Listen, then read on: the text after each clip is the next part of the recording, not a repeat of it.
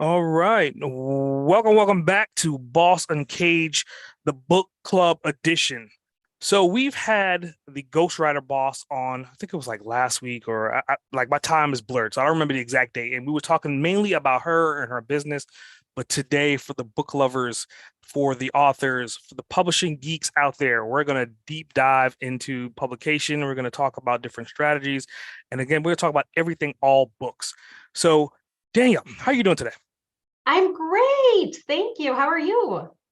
I'm doing well, man. This is my last episode for today, so I'm actually looking forward to this one because I think we're going to deliver a lot of content, a lot of like intuition that's maybe common sense but overlooked. That's the way I look at it. Yeah. Yeah. So let's just throw something out there, right? I mean, obviously, when we're talking about books, like there's different sides to books, right? There's the publisher, there's the author, and then there's the end user and the reader. So I want to talk about like avid readers and what you do to kind of help. Like, I mean, obviously you're a writer as well, and you have your own distinct style, but when you're actually helping someone with the copy editing and you're writing their books, how do you distinguish between your style and that author's style? That's a really good point and a good thing to bring up. And I get this question a lot from prospective clients, Mhm. especially in the ghostwriting realm, in terms of how I distinguish my own voice. I use a lot of skill sets that I learned many, many years ago as a journalist. As a journalist, you have to understand and learn and know your subject. You have to be able to tell the reader about that person. You have to be able to use the quotes that you get in the right ways, in the right manners. In ghostwriting, you have to be able to ask the right questions. And I will tell you 90% of the job of a ghostwriter is listening. It is listening and paying attention to what is said. And the other 10% is asking the right question. And obviously, that's for the interview portion of ghostwriting. Mhm. To get that authoritative voice from the client, that is primarily from the listening and asking the right questions. It is embodying their inner world into you.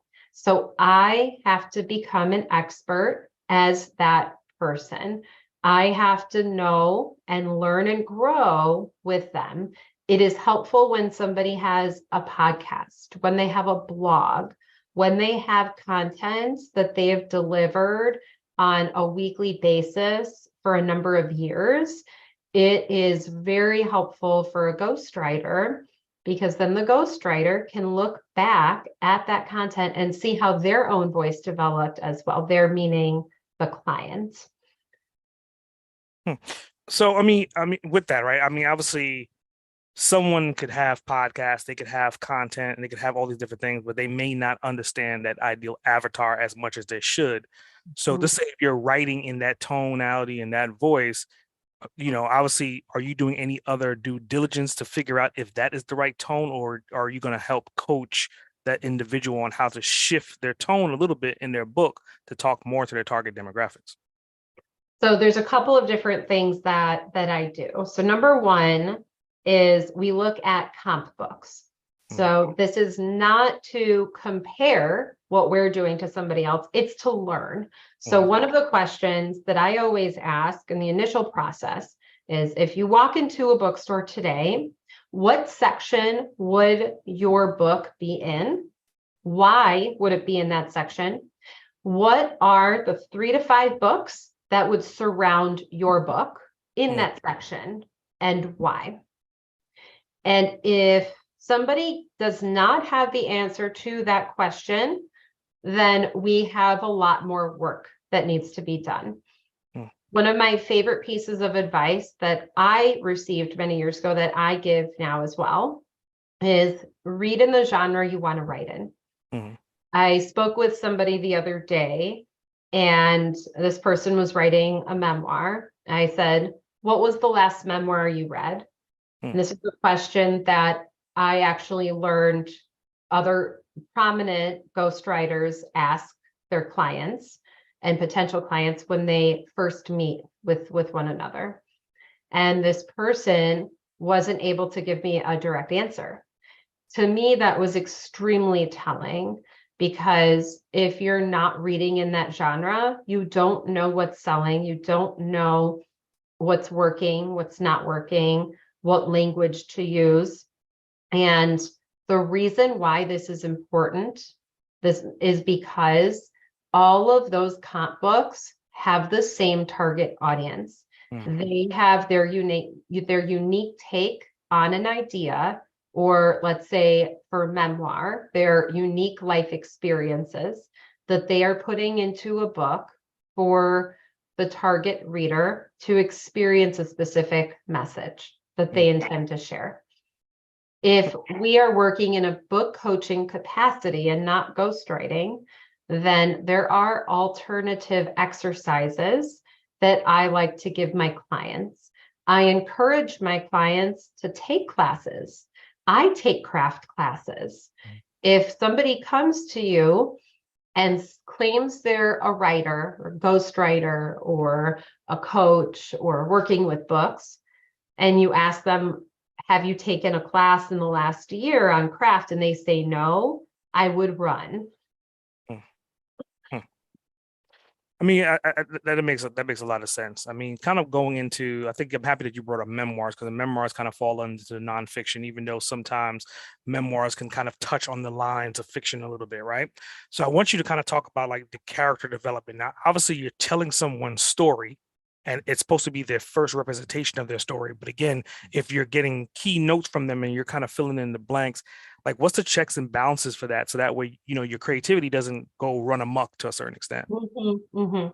When I ghostwrite memoir, it is trial and error at first, specifically with dialogue, because I wasn't there. My client may have said certain words, their mom or grandma or aunt or uncle or father, whoever, whatever other characters are there that need to be in there. What matters is not what they say, it matters what emotion the dialogue elicits in the reader. That's what matters the most, because the dialogue from when you're 5 years old, you're not going to remember necessarily when you're 55 years old what all of those conversations were like at 5 years old with all of your different family members. Will you remember some? Sure, maybe. Will you remember all of the pertinent ones? Not necessarily. Will you remember how you felt in those moments? Yes, you will. And that's what we're aiming for. That's what the goal is of incorporating dialogue and character development. And when we utilize dialogue, we have to understand its purpose. If we're reading dialogue and it's very flat, then there's no point of the dialogue. Why is that conversation happening? Why are these two characters talking about this specific subject? What is the goal of that conversation? These are all questions that I bring to the attention of the author, especially in an editing capacity and a coaching capacity. And it's very important to understand the why behind what you're writing and whether or not it's impacting the story in a positive way. Are you putting enough barriers on the main character to elicit these feelings from the reader one way or the other, right? And barriers meaning trials, tribulations, different issues, problems that arise in the narrative, because that's what the story needs to have, right? That's what especially if we're talking about fiction. If we're talking about any type of novel, it doesn't matter the subgenre. It matters what building blocks are there. And there's a lot of different ways to structure lots of different types of books. There are multiple ways to structure memoirs.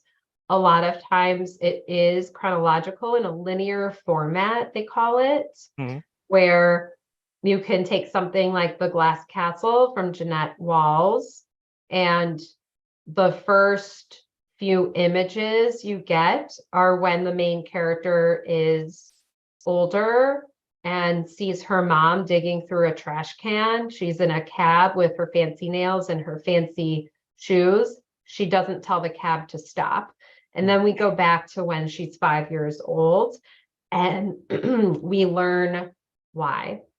We learn what happened. That is the question that you want your readers to ask.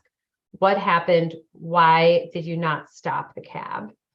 And the whole book is centered around that and around the relationships, right? You can center your book a lot of times around relationships. If it's fantasy, it's action, it's world building. That's a whole different beast than memoir. And I specialize in nonfiction, but do know a great deal about character development and dialogue in novels as well.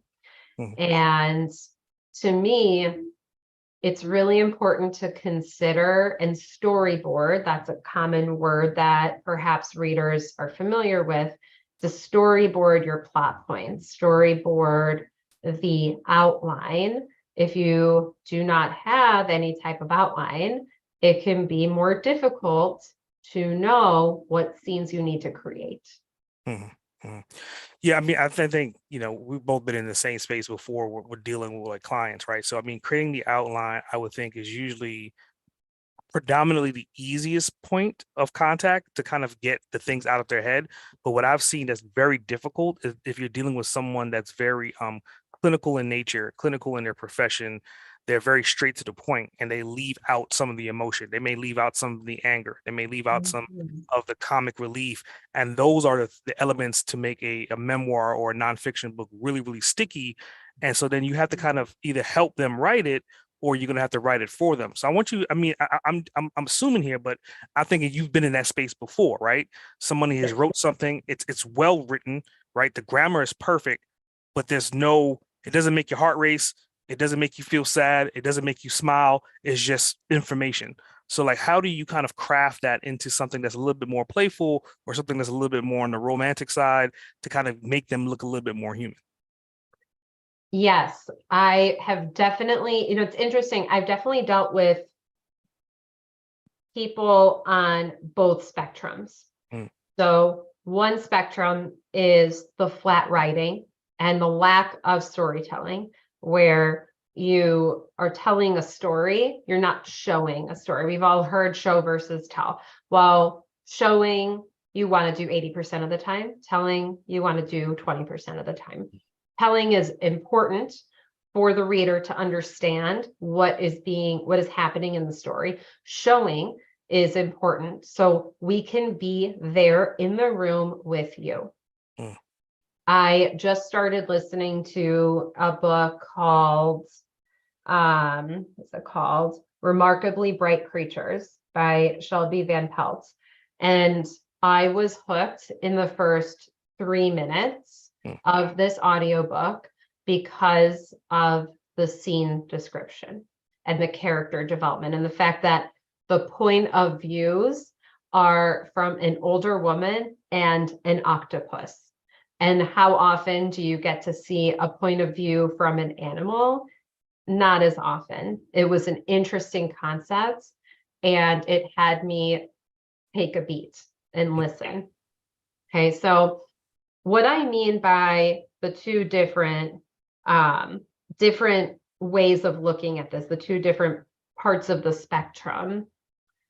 One is I've had clients before that have too much emotion on the page and the story gets lost within the emotion because they're not able to separate what they want to say and their anger or their fear or their sadness over something specific that happened to them.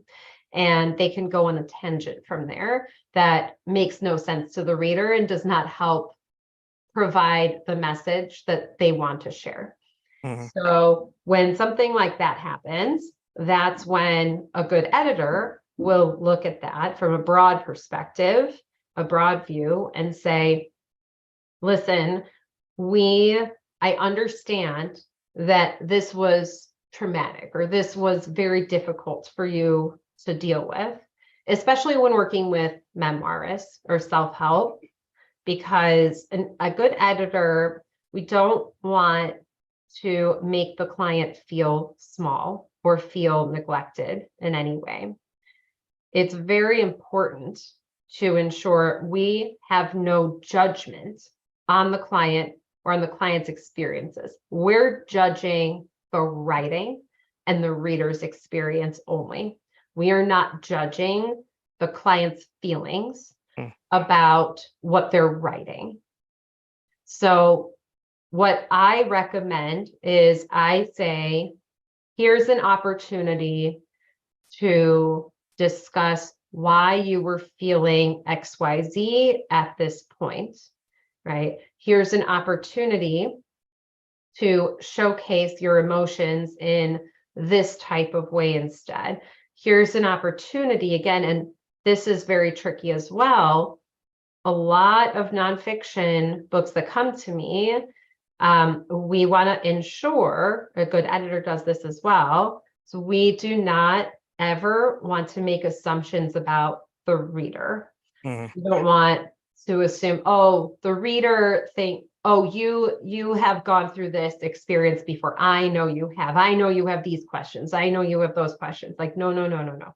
We are not making those assumptions about the reader, because the reader can be so many different, have a variety of personality assets, and we don't like to make assumptions about what the reader believes or doesn't believe about a particular subject. That's why they're reading the book, so they can form their own opinions. Okay, so that's one. The other end of the spectrum is somebody who comes with, like I mentioned in the beginning, a flat tone and just describes experiences. And when we have that, usually I find that the people who come with that type of writing have not gotten truly vulnerable with themselves enough to tell their truths on the page. So there needs to be some more work done to get that truth out of them. And what I like to say is lovingly reopen those wounds, if you will. And by wounds, I usually mean traumatic experiences, events, different ways that these individuals have experienced very difficult times in their life. And we can cover it up on the page, but when we cover it up on the page, when we're not showing what we really want to share, it's not going to impact the reader as hard, and the reader is going to brush on by that, and they're not going to slow down. If you slow down and you spend time, and that's pacing, right? So there's a lot of different elements that we work with. Work on pacing, work on point of view, work on character development, scene creation, sensory details. All of that is important. And some writers have strengths in one or two of those areas, and others have strengths in others of those main areas. And the goal is to strengthen all of those areas. So just break that apart, right? So I'm looking at it from the standpoint that we're talking about memoirs, we're talking about nonfiction, and you're saying if an individual has emotion versus doesn't have emotion on the extreme ends, I would think that there is a particular genre that kind of fits into that equation for the highly emotional kind of just throwing up the information. And I would say that's more so like essays.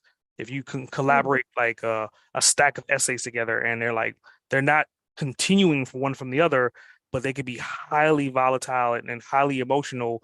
But some people like that. Kind of falls into like the poetry category a little bit. Have you done anything in that spectrum? So I have not worked on an essay collection yet. I do write poems Mhm. myself, and I actually do have a short story collection that I started a couple years ago that I have been working on. But I agree with you that when you have a shorter amount of time to develop your points for an audience, it needs that punch Mhm. sooner. It needs a faster pace. It also depends on the type of writer you are and I worked with somebody a while ago who was, I would say, more of a stream of consciousness Mhm. writer. And that was just how she wrote. And she liked that and liked that that was how she wrote and said, people will like it or they'll hate it. Mhm. And I said, okay, that's anybody's prerogative, especially nowadays when you have the ability to publish whatever you want very easily on KDP, on Amazon KDP, then you can develop your own fan base. You can develop your own ways of marketing your stories and your books. And you don't have to rely on others anymore like you used to have to. And I think it's a beautiful thing that there are so many options for authors these days in that category. So let's talk about processes for a minute. I mean, earlier we kind of hinted at some elements, right? We talked about if you're going to work with an author, then you want to do some benchmark and kind of see what other books are in that category to make sure that the reader can actually, get what they're looking for in that book. But I mean, obviously, I would think there's some kind of form, some kind of intake. Like, what steps do you usually take before we actually even see any words showing up on paper? In terms of a ghostwriting capacity specifically, I would think so. I mean, because editing is kind of, I would think the average listener would understand what editing is, but I think from yeah. ghostwriting is more of a kind of like it's a mold, right? It's kind of whatever you mold it to. So I want you to kind of like depict what does that really look like? Because again, somebody may come to you and say, "Hey, I want to write a book. I have 6 weeks. Here's my concept. Go." And then you're like, "Wait a minute. Here's the steps that we need to take to get to the point to where we can actually maybe make it happen in 8 to 10 weeks." Right. So I will first say anybody who wants to hire a ghostwriter for 6 weeks is a little out of their mind. Um, it's it is a longer term process. Does it have to take 2 or 3 years? Absolutely not. The average length of time that I have seen that I have worked with is between 6 and 9 months. And the reason is, yes, I have worked on one book in 3.5 months, but I don't recommend doing that. And I don't believe I will do that again. In fact, I did promise myself a year ago I would not do that again. For mainly the reason is because the creative process takes a little bit of time and you don't want to rush the creative process. Mhm. With a ghostwriter, I'm learning everything there is to know about this client. And it takes a little bit of time in any new relationship to develop that trust and that loyalty. And when you think about when you meet a new friend, you don't tell that new friend your entire life story immediately, unless you're a stranger on the street corner and they come up to me and tell me their whole life story, which has happened. But that's a different conversation for a different day. What is very important to me is setting that standard, setting that momentum early on in the process where we meet on a weekly basis. So what I do is nowadays I ask for an hour or two of my clients' time on a weekly basis for the first 3 months. And that way we get that momentum going and flowing, and they start to feel more comfortable with me. I start to understand their narrative voice, and we have that time that we're able to develop that together. With 3 months, we decide based on how those 3 months go, do we still need those weekly meetings, or are we okay if we do every other week at that point? So usually it takes about 6 months for the ghostwriting process, because for a 50,000 word book, that's 200, 250 pages, average length of a nonfiction book, let's say, we're looking at, if you think about writing a couple thousand words a week, well, it's not only the writing, it's also the feedback and ensuring that there's enough time for the client to review. And these are high-level executives. These are powerful leaders in society. They need time to review. Will I give somebody a month to review? No. That will delay our process. So the longer it takes to have those review periods, the longer the process it will be. So what I do nowadays, and this is something I started about 6 months ago, is I implement a benchmark and deliverables process at the very beginning. So we know what is coming up for us, at the very least in the first 3 months, so that the client knows when they need to deliver feedback. I know when I need to deliver the next 2 chapters. And we talk through all of that. Usually my clients are 80–85% happy with the first draft.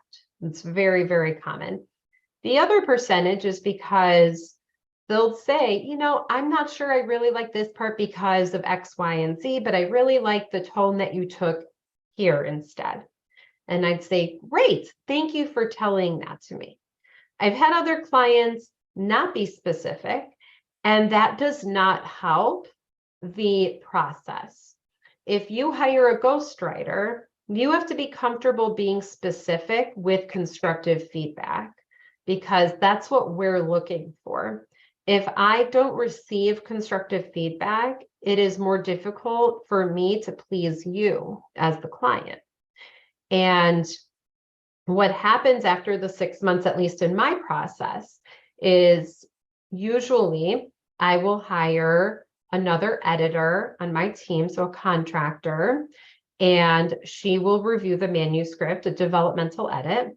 And we go through the manuscript, 1, possibly 2 edits if we need it.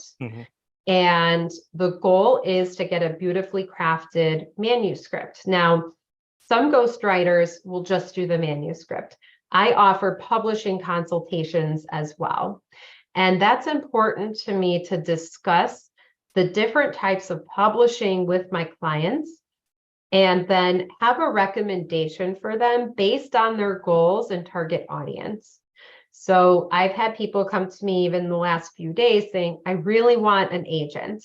And I'll say, do you understand the differences between the different types of publishing? And they'll say, no, I just want a big 5 publisher. And I'll say, okay, but do you have over 10,000 followers? And say, no.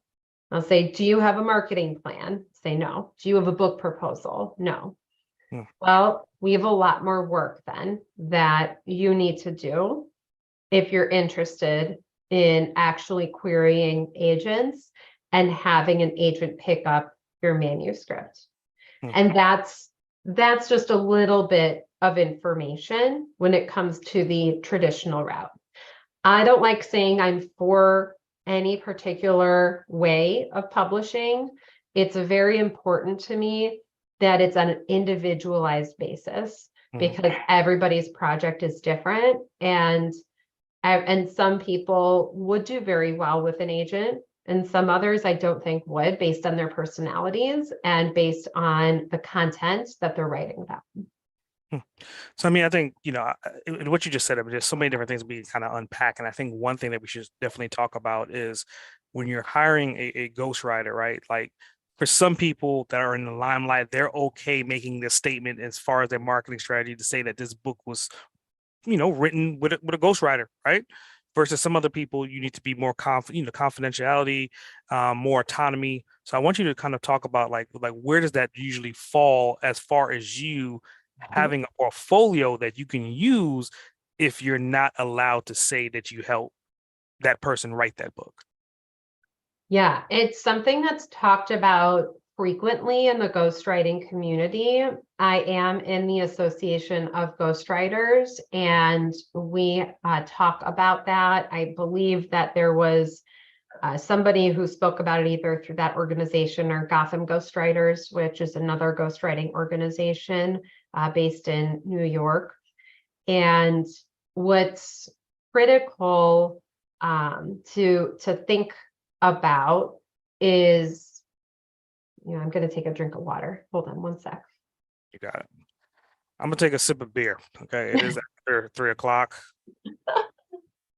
I love it. I love it. I love it. Yep.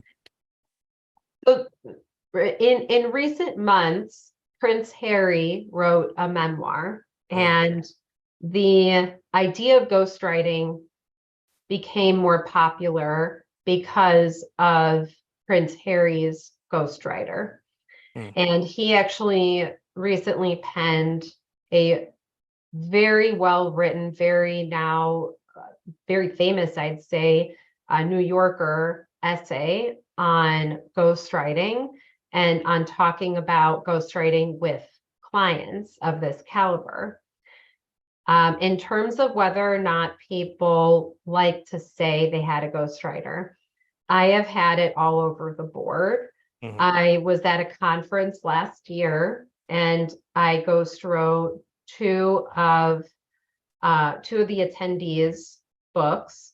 One of them did not say anything about our ghostwriting relationship to anybody, and the other one introduced me as her ghostwriter to people. So it entirely depends on the comfort level of the person, and if they're comfortable stating that this was not in their wheelhouse to do, but they knew that hiring the ghostwriter was the best use of their time, energy, and money. And that's what I always talk about is, what is your best use of time, energy, and money? Do you want to use your time and energy to write the book yourself? Or do you want to pay more money for a ghostwriter to do it for you? Just like any other service. Do you want to pay a house cleaner to come and clean your house? Or do you want to do it yourself? That's more time and energy on your part, but it's more money to hire the house cleaner. And I like that analogy because it's a service that's provided. And I want everybody listening to think about ghostwriting as a high level, high engagement service, because that's what it is. In terms of, how ghostwriting is viewed, I was just talking to a colleague about this actually earlier today, and she's a ghostwriter as well. And we were talking about the fact that a lot of folks are not necessarily aware. There's not as much education on what ghostwriting really is. And ghostwriting is not where somebody can come to me without a point of view. They have to come to me with their own ideas. If somebody comes and does not have their own ideas and wants me to make them into something, that's a PR agency. That's a branding agency. A ghostwriter is there to help you craft the ideas that you already have inside of you. It's to get them out onto the page for your target audience, or intended target audience. Did I answer your question? I hope. Yeah. So it kind of leads me down. I mean, that's why I like conversations like this, because of being like one bubble explodes and then five more come from that one bubble, right? So it's kind of like, we're talking about an individual, right? And we're talking about, let's say, a speaker, for example. And earlier on, you were saying that, let's say, the average nonfiction book is roughly about 250 pages, let's say 50,000 words, whatever the word count is. But in today's world, right, you may have someone that's giving like a keynote speech that may only be 35 to 45 minutes, which essentially adds up to, let's say, 10 to 15,000 words. Are you a big, let's say, a component of having someone convert their actual speeches into like micro books, 10,000 words or less? Hmm. It entirely depends on their goals for their speaking platform and for what they want to share and showcase in a book. If somebody feels strongly that having a short ebook would be beneficial for them, perhaps they want to use it as a lead magnet, perhaps they want to be able to have QR codes on a PowerPoint presentation and have people in the audience take a picture and download the book from there. There's a lot of good reasons to do that. But I also encourage that process to not be rushed, because the last thing you want is for your name to be on a crappy product, because you are wanting to have this successful business, to be the successful business leader. And having you portrayed as somebody who doesn't understand your own ideas inside of a book is not going to be beneficial to you or your team, or to your ability, quite frankly, to charge more for speaking engagements and to charge more to be present in different capacities. And a lot of speakers can raise their fees if they have a best-selling book. But if, so it really depends on who they want to read their book to. So, we talk about goals and we talk about target audience. So who is the intended audience for this micro book? And I just talked to somebody earlier today who's like, yeah, I want to write a business book, but I'm going to have graphics because the people who I want to talk with, the business leaders, they're not going to sit there and read a 200-page book. And I was like, yeah, I mean, you might be right about that, because you know your audience. Yeah. So that's really, really critical as well, is if you have a following, if you know your audience, you know whether or not they're going to pick up a 250-page self-help book. You know if they're going to pick that up in audio form. You already have an idea based on what you've done before. And if you don't know, then yes, you can absolutely experiment. And there's nothing wrong with experimenting, by the way. That's why we're all entrepreneurs. And it's a beautiful thing to be an entrepreneur and have that experimental attitude. And I think that if there is a time and place for that type of book, then yeah, go for it. And do you need a ghostwriter for it? Do you need to be able to convert that from the speech to the book form? You can absolutely hire a ghostwriter for something like that. Do you want to elongate it at all to incorporate more storytelling? And this is a conversation I also had with somebody recently about the fact that with business books, even if you have short chapters, you want storytelling elements and storytelling components, because it is human nature to be drawn to stories. And if we don't have stories to pick up on, it is going to be more difficult for the audience to take in and digest the information you're trying to share. I mean, I totally agree with you. I mean, it's kind of like in the space of where I'm at right now. Because I mean, my original books were closer to the 200 space, and then I was like, well, again, if I'm talking about a topic like as far as broad as branding or podcasting, yes, I can create a podcasting Bible that could essentially be 3,000 pages. Like if you want to throw everything at it, it just gets to the point to where it's too overwhelming and there's so many overlapping components. So what I've figured out that's very useful, at least for my space, was to create micro books and to create them in a series. Like my last book that I just released was essentially talking about podcasting, but it was talking about podcasting as far as utilizing it as lead magnets and conversions. And that's the only thing that we talk about.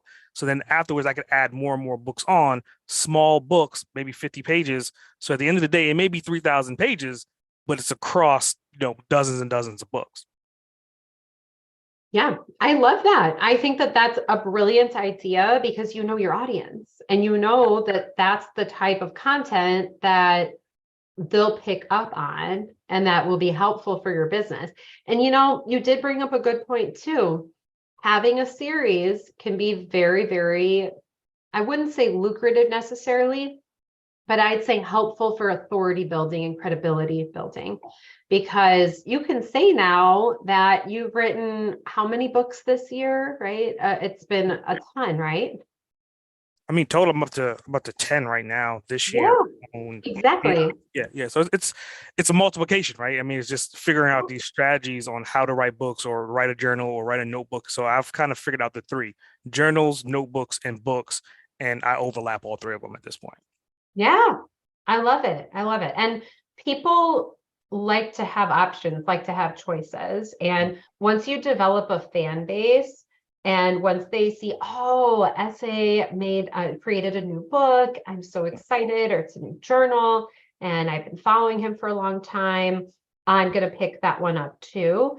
Then it's helpful for your authority building, because when somebody buys a book, whether or not it's in ebook format or in hard copy format, Mhm. it stays with them.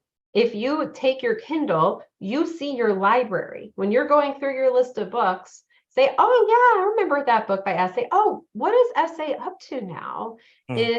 Is it possible that he wrote something else? Maybe I'll look him up on Amazon. I wonder if he's written he has a couple other journals. Oh my gosh, I've been looking for a journal. And then the journal is somewhere prominent, or the notebook is somewhere prominent Mhm. in that person's world. And the books stay with you. You look at that. It's a physical product that you look at on a daily or weekly basis, and that sticks in your mind. Mhm. Whether or not it's in the front of your mind or subconsciously, it's there. So it is a very smart marketing tactic and can be used wisely. Mhm. I mean, and to add on to that too, I mean, I think with like obviously there's dozens of different categories of books out there, but again, I specialize more so in the nonfiction, which you Mhm. do as well. And I think that if you're looking at it from a ghostwriter standpoint, why not think of these elements of overlapping webs, right? I mean, you have a book, but why wouldn't that book not work with a journal? Why would that notebook not work with the book and vice versa?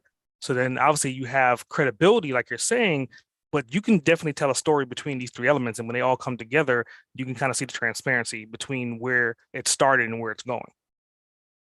Yeah, 1,000%. I completely agree. I think that it's really good to know, what your capabilities are as well. And one of the things I talk about too is your knowledge base.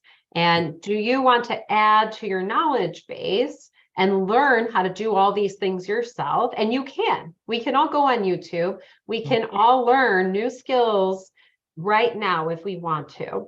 But do you want to spend the time and energy to build upon your knowledge base and learn how to produce and format and put all of those things in the right categories?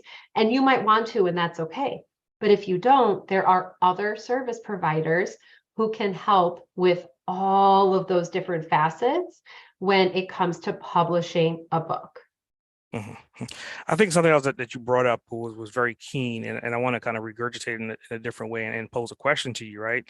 Like you were saying, like people are speaking and they may come up with a short micro book, and then you're saying that you can kind of help them expand and grow and put more storytelling into that book to make it more of a richer, thicker book. Well, let's think about it from a standpoint. If someone is a writer, right, and they may write short essays or they may write blog posts pretty frequently, is that a good jumping stone to say, hey, I've written 100 essays or I've written 100 blog posts on this one particular genre of topic? I want you to take these elements and put them together and bridge the gaps and convert it into a book for me. So usually if I have somebody like that, usually we have to come up with a framework, especially for nonfiction.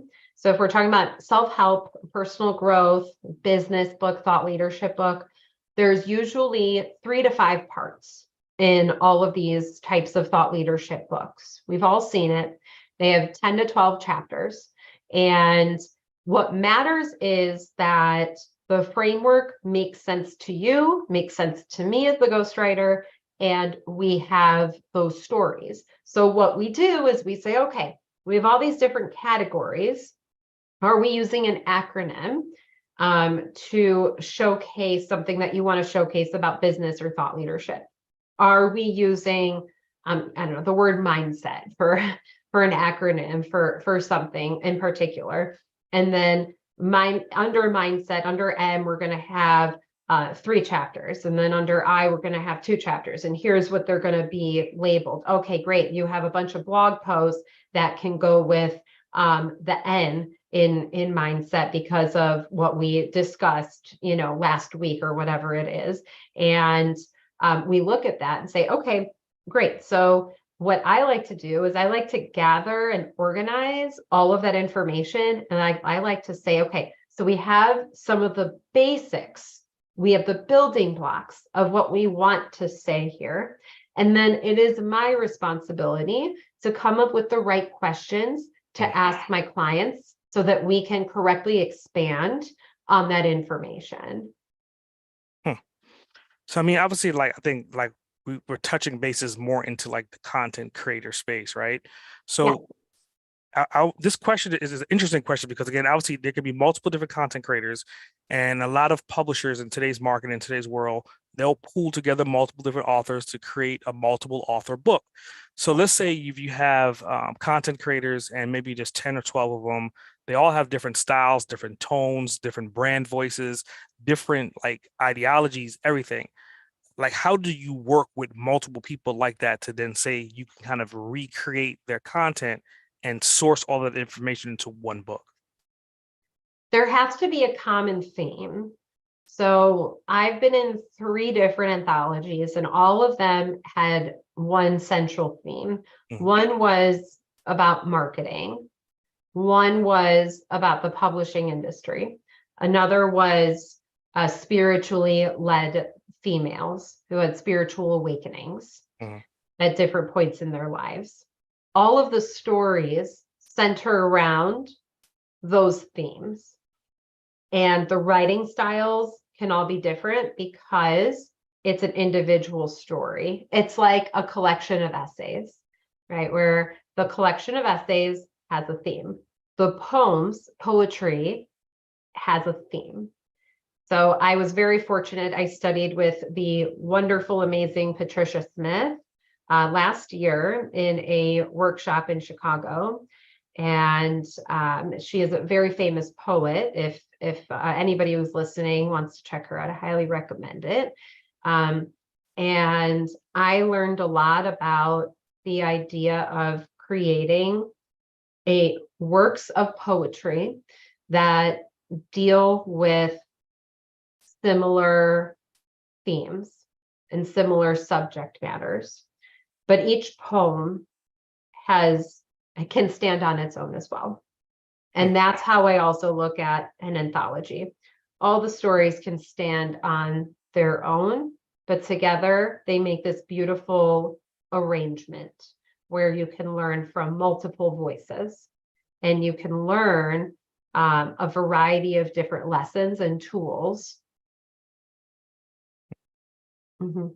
It's definitely interesting. I mean, because you have more of the hand holding, the human side of things, which kind of leads me into a touchy subject it's based upon viewpoints. For some people, they're completely embracing it. Some people that are like burn it down, they want nothing to do with it, which leads me to talk about AI.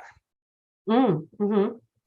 So, I mean, obviously, you're getting paid to help influence and write and stage content in a frequency that the end user could comprehend and relate to. Now, obviously, AI is not 100% there yet, but creating outlines, expanding on concepts. What is your general thoughts about leveraging AI to help expand on the writing process, even though we're not going to use that as the final thing? It's interesting. I had a conversation this morning with somebody who is looking for a ghostwriter later this year. And she is wanting to utilize AI tools to start writing the outline Mhm. and start writing her concepts. Now, there are a couple of I have a lot of different thoughts, but I'll focus on a couple. I like using AI to help me understand things that I don't understand Mhm. while I'm writing about somebody's story. And I use this example before I can use it again. I am ghostwriting a memoir, but wonderful, wonderful person who went through a lot of very hard things, all within a very short period of time, short span of time. One of which was breast cancer. And I asked ChatGPT different questions in relation to trying to understand what somebody might feel by going through the treatments that she went through and what that would look like and what some of these procedures were called. Could I use Google for some of that? Sure. But then I would also be going on into the rabbit hole, I like to say, of websites and Mhm. figuring out what information I should nitpick from all of the information. Mhm. When you ask AI these specific questions, they give me a general idea. The other main issue to think about with AI that we have discussed in detail with I've discussed this with other ghostwriters as well. AI can lie to you. If you ask for comp titles, if you ask for certain, statistics, um, it it has I have been told by other sources, other ghostwriters who have used it occasionally makes things up. Mhm. So I would be cautious, not saying it does for everything, because I don't know. I'm not the expert in that, but I am cautious to only use AI tools when searching for information. I can use it to understand emotions, understand feelings if somebody goes through a specific experience. I can use it if I have questions about what the weather might be in a specific region in a specific time period. And then I do double check that Mhm. because that's really, really important to me.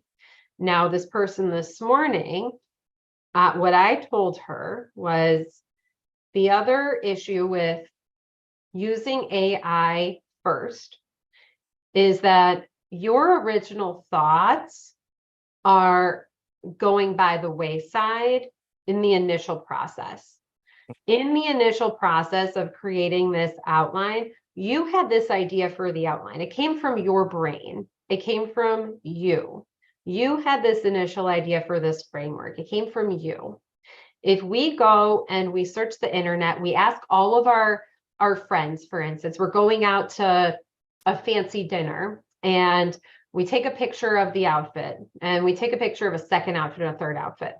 and we don't make up our own minds on which outfit we want to wear. We ask 10 friends instead, and all 10 friends have different opinions. Okay, so if you think about that analogy, and I just made up that analogy, by the way, but if you think about that analogy in relation to writing from your own original thoughts and AI tools, then think about the fact that these ideas are your ideas and they're nobody else's. They're your unique take on these ideas. So what I encourage everyone to do is write your own ideas first. You can always, AI isn't going anywhere. It's getting better. You can always go back to AI and ask it to expand on a topic. Or if you're stuck one day writing and say, hey, I really need help writing a little bit more about X, Y, or Z. And then you look to see what you've written so far. And you look to see what ChatGPT or any of the other AI tools has come up with. And you say, oh, wow, that's really interesting. I wonder if I can utilize a couple of these sentences into what I have already created. That is what I would recommend, because otherwise we go down a dangerous path where to me, it's dangerous, where we stop thinking. The origination of ideas, our unique take on these ideas, it stops because we're just asking the internet, we're asking AI to tell us how to write our own unique take on these ideas. And if we do that, sure, you can do that if you really want to, but do you really want to is what I'm getting at. Is you spent so much time and effort on this idea in the first place. Do you want storytelling? Do you want human emotion? Do you want these other aspects that AI doesn't have, at least at the time of this recording? Maybe it will in a couple of years. I don't know. But regardless, we don't want to end up like Wall-E, the movie Wall-E. Yeah. No. We don't want to end up like that, where everything is handed to us. At least I don't want to end up like that. And I don't want your readership and your listenership to end up like that, because we have these beautiful, amazing ideas. We have such an abundance of information at our fingertips. It's a really beautiful thing that we have this. I don't like the idea of never using it and saying, oh, AI, it's a terrible thing. I don't think that at all. I think it can be very helpful and very beneficial, but I also think to take some caution and take responsibility for your own origination of these ideas. I mean, I think there's so many different viewpoints, and what I've learned from using AI, it's kind of like if we could time travel back, right? And I bring this up on the Boss Uncaged podcast pretty frequently about time travel. Now, imagine back in the 80s, before like home computers, you physically had to get up and go to the library, right? You had to go through the indexing and figure out if the book is there, and then go look on the shelf and match the number to the cue card. And it took an entire process. But the more you did that, the easier it got. You already know, okay, if I'm looking for fiction, fiction is usually in this section, and I'm looking for this author's name. And then you stop going to the catalogs because now you know how the system works. Then there's the dawn of Google, right? Google kind of, you step away from the library, you put in a couple keywords in a box, but there's a particular strategy. You just can't put in any random. You got to put in a particular phrase to find exactly what you're looking for 95% of the time. So I'm thinking like AI falls into that category to where it's evolving the things that we already know well. And if you use it correctly, you can even be more creative and more detailed. And what I mean by that, it's the prompts for AI, like even when you're talking about blogs or articles, you can spend 5 seconds and say, hey, write me an article about AI, right? And of course, it's going to write you something, but it's not going to be something like what we're talking about. But if you spend 30 minutes and you write a single prompt, and you're saying, I want you to write an article about AI from the standpoint of a 10-year-old and what it's going to look like when that 10-year-old turns 21 years old. I want you to put a sense of humor into that. I want Right. you to put a quote, and you're listing out. I always say AI, you Yeah. have to talk to it like it's a like someone that has autism to a certain extent, right? I mean, they're Mhm. brilliant, but if you don't put the steps and the linear stuff in front of them, the Mhm. results are not what you want. So if you look at it from the standpoint of, okay, well, I'm dealing with a savant, and I'm going to give the savant exactly what it's asking for, and then the savant starts to understand who I am, then you start to get like this really creative, unique, your voice and AI's voice blended together. And I think we're there now, but most people don't know how to utilize the prompts correctly. Yeah, I think you do have a very good point that we can absolutely utilize the prompts well. And the thing is though, that as you mentioned, it still takes time Oh yeah, to and definitely. energy and knowledge to learn how to do that.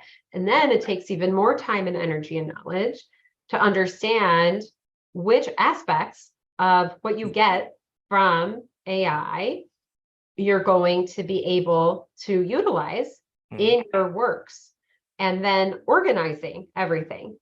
And a ghostwriter does all of that, Yeah. right? So that's something to that's really something to think about as well. And that's why I really like talking about our time, energy, knowledge, Mhm. and money, and discussing this and openly, and discussing how do you want to utilize those factors in your life, because it's kind of up to you. If and I've had these conversations last few days. So Mhm. do you want to learn how to do this yourself, or do you want to hire a ghostwriter who already knows how to do this? Mhm. And then people come to me and expect me to not ask those questions and to say, oh, this is what I can offer. And Mhm. instead I come back and I ask questions, because I can't work with somebody who doesn't know what they want. Correct. Correct. Correct. Mhm. Which I think pulls everything that we've been talking about together. I mean, obviously, we're talking about systems, we're talking about strategy, we're talking about AI as a new tool. So I Mhm. would think for publishers, authors, ghostwriters, like it's a profound new tool and new way of doing things, a lot more creative and a lot faster. That way you can actually manage more clients at scale Mhm. versus having to sit down and do it a more traditional way and to write 300 pages, just sitting down writing 300 pages. Like that just takes way more time than leveraging all the things that we talked about in today's episode. Yeah, I 1000% agree. I think it is really a beautiful thing that we, again, have all this information at our fingertips. I think AI can also be a helpful tool if you are finding that you have writer's block. I think that can be a very helpful thing as well. And again, I think that it's just about understanding how all of these tools can be useful to your end goal, and Mhm. not to be lazy about it. Yeah, yeah. I mean, to your point, I mean, obviously, taking 30 minutes to write a prompt versus taking 30 minutes to stare at a piece of paper, at least something is possibly moving forward, right? Yeah, Versus staring into, I mean, again, yeah. if anyone has ever written a book, I would say the first book to write is essentially the first book is the hardest book, pound for pound. The first book is the one that you stare at the pages for hours on end, trying to think about what you're going to write. And then once you start writing, it's good, and then you hit another writer's block. So I mean, it's kind of like it's like riding a bike. The more you do it, the more efficient and better you get at it. Yeah. So going into closing, I mean, I think this episode was definitely a phenomenal episode. I think you definitely delivered a lot of insight and detail into not just ghostwriting, but just the process of writing a book and writing a well-written book versus just writing a general book that's just kind of thrown together. Any Mhm. last words do you have? I am just so happy to be here, and I encourage all of your listeners and everybody who is here to really just be yourself on the page. Just be your vulnerable, truthful self, because people do want to hear your story. Mhm. And one of the questions I get asked the most is, Why would anybody read my story? Mm. And I want everyone to understand your unique take on an idea with your life experiences. It matters, and you matter. Yeah, I totally agree with that. I mean, you have to look at it from the scale of numbers being on your side in the world that we're vastly approaching, if not crossing over 8 billion people. And I want you to think about how many people do you personally know in your epicenter into your multiple circles. So let's say that's 100 people. Like that's like not even a drop of water in the ocean in comparison. So the reality, there is someone out there dying to hear your voice, that you may be the person that may save their life, or you may be the person that may inspire them. You're not going to know until you try. 1,000%. Yes, Yeah. absolutely. Well, I definitely appreciate you being on this episode of the Boss Uncaged Book Club. I think it's one of those things. I mean, I think we could probably talk about this topic for hours. Yes, I think we could, essay. Thank you. Well, I definitely appreciate it, and the listener appreciates you as well. Thank you so much for having me.